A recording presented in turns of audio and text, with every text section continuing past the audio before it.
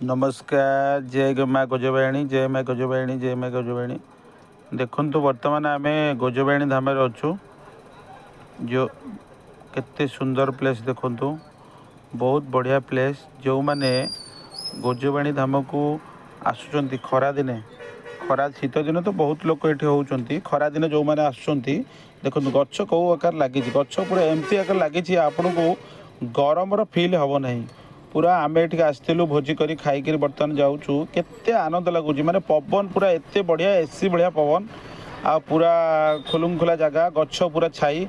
आपड़ जो मैंने खरा दिन एंजॉय करने को चाहूँगी गजबाणी धाम को आसतु।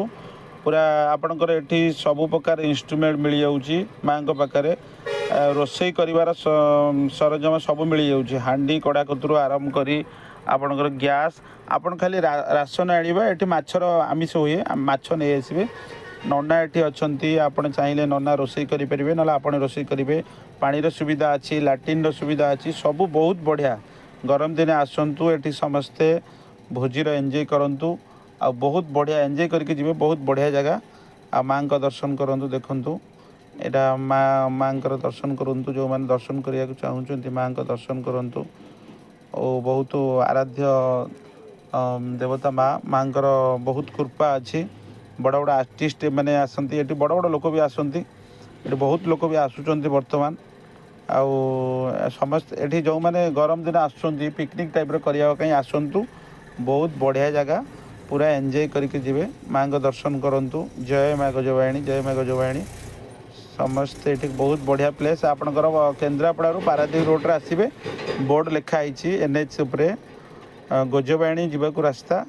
सेठू मात्र 2 ରୁ 2.5 किलोमीटर माँ स्थान। जय माँ गजबाणी, माँ को दर्शन करूँ। आउ समस्ते आसतु ये माँ को दर्शन कर जातु। बहुत बढ़िया जगह।